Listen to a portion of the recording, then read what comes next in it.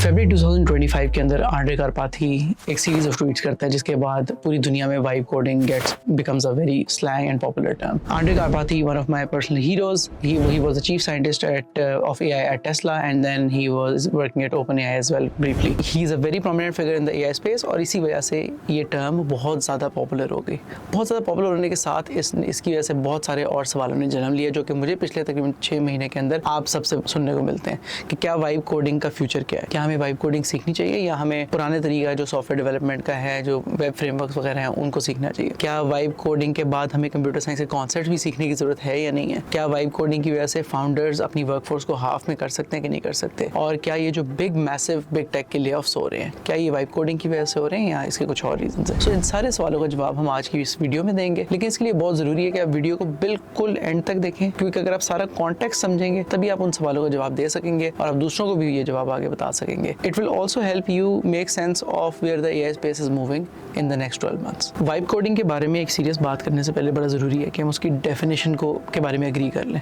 इस वक्त अगर आप गूगल या ओपनएआई पर पूछेंगे कि वाइब कोडिंग का मतलब क्या है, तो you'll get very different definitions ranging from कि वाइब कोडिंग होती है when you're in the zone and you're coding or you're in the flow state versus vibe coding तब होती है जब आपको खुद कोड बिल्कुल भी नहीं करना आता और आप प्रॉम्प्ट्स लिख रहे हैं जिन प्रॉम्प्ट से कोड जनरेट हो रहा है और जिससे सॉफ्टवेयर बिल्ड हो रही है और आप अपना एडिटिंग भी प्रॉम्प्ट्स के थ्रू ही कर रहे हैं। वर्सेस थर्ड डेफिनेशन के vibe coding is when you know how to code but you are using AI to write some code for you. तो आज की वीडियो के पर्पसेस के लिए हम सेकंड डेफिनेशन की बात करेंगे क्योंकि this is the most wide spread definition that is used across social media platform. अगर आप एकेडमिक या साइंटिफिक पेपर्स के अंदर देखेंगे vibe coding is not a formal term there, किसी भी एकेडमिक या साइंटिफिक पेपर में अभी तक यूज नहीं हुई। सो whatever I say you need to know this कि हम एक स्लैंग के बारे में बात कर रहे हैं। Now that we have decided कि वाइब कोडिंग की डेफिनेशन क्या है, यू नीड टू रिमेंबर कि इससे पहले भी हमारे पास लो कोड और no code tools already exist करते थे।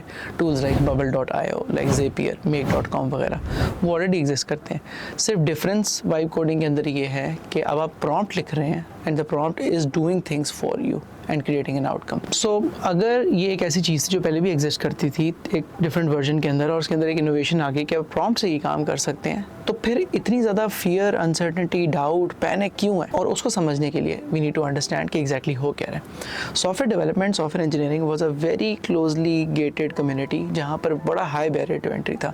अगर आपने एक प्रोग्रामर बनना है you had to either do a 4 year degree या फिर आपको सेल्फ टॉट होना पड़ता था। सेल्फ टॉट होने के बाद भी you needed at least 2 years or 3 years of experience to be actually taken seriously as a software engineer. All of a sudden after AI थोड़ा सा हिंट मिला कि यार now you without going through all of that hassle, all of that barrier to entry, अब आप English में लिख के कुछ ना कुछ चीज़ बिल्ड कर सकते हैं। अब इसके अंदर मेजॉरिटी लोग वो हैं जिनको खुद कोड नहीं करना आता and they go ahead, write a prompt, build one small thing and get excited by it, और they see other people doing this and get excited by it. और नॉर्मली इस तरह के लोग हेडलाइन रीडिंग करते हैं, मतलब उन्होंने डेमो देख लिया एक 3 मिनट का, या उन्होंने कोई डेविन की एक डेमो वीडियो देख लिया, किसी नए एआई प्रोजेक्ट का ऐड देख लिया and it blew their mind, और उसकी वजह से दे स्टार्टेड प्रोपगेटिंग कि यार this is revolutionary and everything. So एक तो एंड पे वो लोग हैं जो ये सारा पैनिक और ये सारा हिस्टेरिया क्रिएट कर रहे हैं। दूसरे एंड पे वो लोग हैं which I have also said earlier कि जिनको ये चीज सर्व करती है कि they create this fear, uncertainty and doubt. They are people like Mark Zuckerberg, people like CEO of Anthropic, people like Jensen Huang, क्योंकि if they create this illusion और this hype around AI कि for example Mark Zuckerberg said कि 2025 के mid तक all of our mid-level engineers will be replaced by AI. That is a very irresponsible statement. It's very less likely to ever be true. But it serves him because giving the market a signal कि Meta is a company which is at the forefront of AI और ये लोग सारी अपनी productivity gains AI की वजह से करेंगे, इसकी वजह से वो लोगों को lay off करेंगे, जिसकी वजह से इनके profits बढ़ेंगे, तो it might make sense to invest more in Meta. That is the wheel which moves, जिसकी वजह से इन लोगों को ये बातें करनी पड़ती हैं। I was at London Tech Week last week, वहाँ पर भी Jensen हुएंग again made some irresponsible statement कि जी English is a new programming language, which is at least for now not true. So ये तो वो 2 कैटेगरीज होगी जिनमें से एक ना चाहते हुए और एक चाहते हुए ये सारी हाइप क्रिएट कर रहे हैं। On the other hand, if you talk to people who are experts, who at least have spent 4 to 5 years in the industry, उनको थोड़ा बहुत पता है, they're keeping up with whatever is happening. When you talk to them, they almost none of them take vibe coding seriously. They know कि वो सारी चीज़ें demos में वर्क करती हैं, छोटे छोटे टूल्स के लिए वर्क करती हैं, but when you go ahead and make a system or when you build something जिसमें आगे जाके आपको चेंजेस करनी है तो इट इज़ अ मैस। वो सारा कोड मेंटेनेबल नहीं होता, वो कोड मॉड्यूलर नहीं नहीं होता, कोई उसका कोडिंग स्टैंडर्ड नहीं होता, इट इज़ वेरी फ्रेगमेंटेड और उसके अंदर it is a nightmare to make edits to that, क्योंकि it is written by AI in the way that AI saw fit. उसमें कोई ऐसा नोशन नहीं है कि फ्यूचर के अंदर में क्या एक्सटेंसिबिलिटी कर सकते हैं वगैरह वगैरह। When you talk to these people you will realise के इनके बिल्कुल अपोजिंग ओपिनियन होता है, क्योंकि these guys have tried it. Obviously if there is a services company और product company, it serves the company well so much कि अगर वो प्रॉम्प्ट्स लिखकर वही कोड कर सकें जो वो कोड लिखकर करते हैं, it will save them all so much time and money. All of them have done that. वो ये सारा कुछ करने के बाद इस नतीजे पे पहुंचे हैं कि the technology is not at that point right now जहाँ पे ये पॉसिबल है। तो currently what they are doing is they are doing AI augmented code generation. AI augmented code generation जब हमने initially definition के बारे में बात किया था, it is the third definition that you see on the internet for vibe coding. AI augmented code generation है कि let's say I am an engineer with 4 years of experience. मैंने एक टेक्नोलॉजी के अंदर अपनी expertise महारत बना ली है। अब now when I need to do those small little things जो repeatable है, जो मैं पहले इतने 2-3 सालों से कर रहा हूँ, I just hand that off to AI.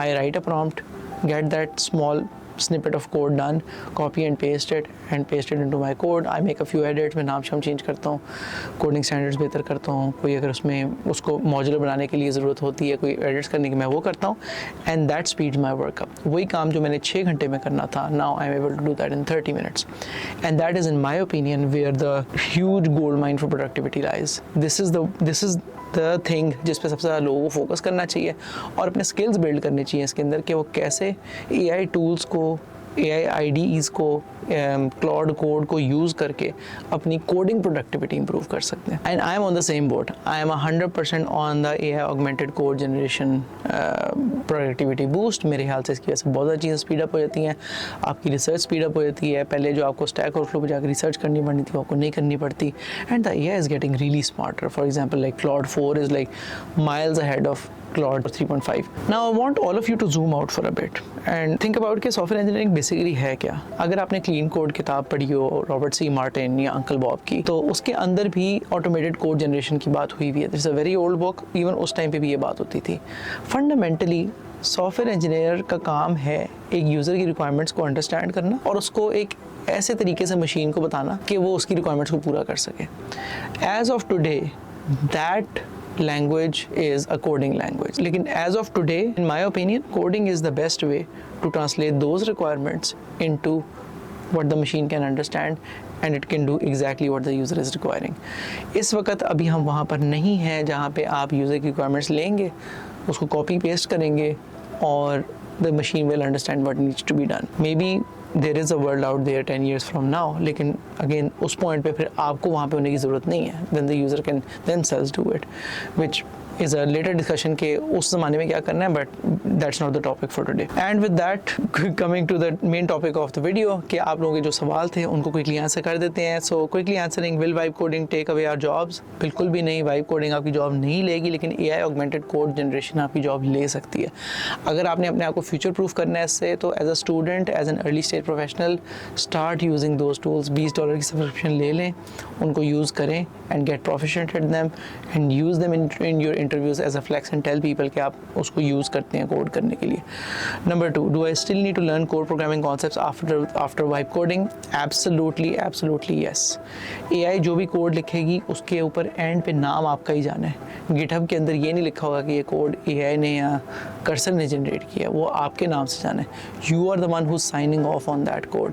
It is all the more important कि आपको एग्जैक्टली कॉन्सेप्ट्स बताऊँ कि क्या यूज़ हो रहे हैं उसके अंदर, ताकि आप उसको खुद ही रिव्यू कर सकें और अपना आप उसके ऊपर नाम लिख सकें। How is vibe coding different from programming? हमने ऑलरेडी डिस्कस कर ली है। वाइब कोडिंग वो लोग करते हैं जिनको प्रोग्रामिंग नहीं आती और वो प्रॉम्प्ट्स लिखते हैं, प्रॉम्प्ट्स लिख के वो एक्सपेक्ट करते हैं कि एक सॉफ्टवेयर बिल्ड हो जाएगी। An engineer who knows how to code using AI to do coding is AI augmented code generation. And finally, can founders and company owners reduce their workforce to half with vibe coding? But no, not with vibe coding, but AI augmented code generations आप definitely कर सकते हैं। You can get 2 to 3x productivity gain from your engineers by using these tools. Please invest in those and get your team to invest in those. You can also use that in your pitch deck. So that will also be a win. And with that, thank you so much for watching this video. Let me know what you think about these. और अगर आपको कोई ऐसा question है जो unanswered रह गया तो प्लीज़ नीचे कमेंट्स में बताएं. I'll try to answer that in the comments.